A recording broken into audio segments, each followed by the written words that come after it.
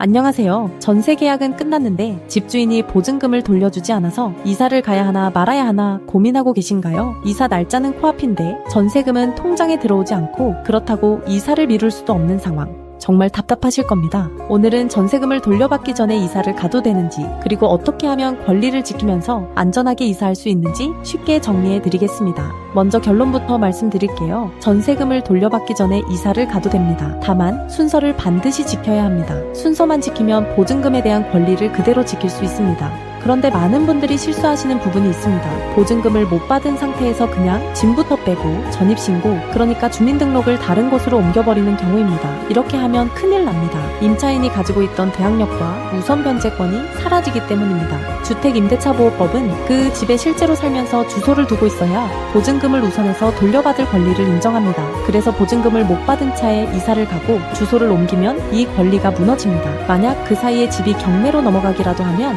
보증금을 제대로 못 받는 최악의 상황이 생길 수 있습니다. 그렇다고 이사를 무한정 미룰 수도 없죠. 바로 이럴 때 쓰라고 법이 만들어둔 장치가 있습니다. 바로 임차권 등기 명령입니다. 임차권 등기 명령은 전세금을 못 받은 임차인을 위한 가장 든든한 안전장치입니다. 임대차가 끝났는데도 보증금을 돌려받지 못한 경우 법원에 신청할 수 있습니다. 법원의 명령으로 등기부등본에 임차권 등기가 기재되면 이사를 가고 주소를 옮겨도 기존의 대항력과 우선 변제권이 그대로 유지됩니다. 쉽게 말해 내 권리를 등기에 단단히 박아두는 겁니다.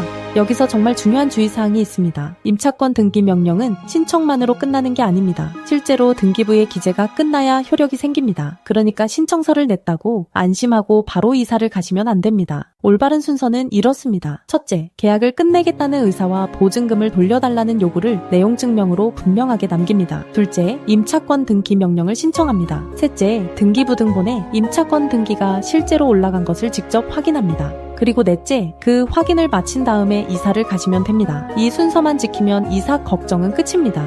이제 권리를 지켜두고 이사를 마쳤다면 본격적으로 보증금을 돌려받을 차례입니다. 집주인이 내용 증명에도 반응하지 않으면 전세금 반환 소송을 진행합니다. 소장을 낸 뒤 판결까지는 보통 4개월에서 6개월 정도 걸립니다. 이때 보증금 원금만 받는 게 아닙니다. 집을 비워준 다음 날부터 계산되는 지연이자도 함께 받을 수 있는데요. 그 비율은 민법상 연 5%, 소송 촉진 등에 관한 특례법상 연 12%입니다. 판결 이후에도 집주인이 돈을 주지 않으면 부동산 경매나 채권 압류 같은 강제 집행으로 보증금을 회수합니다.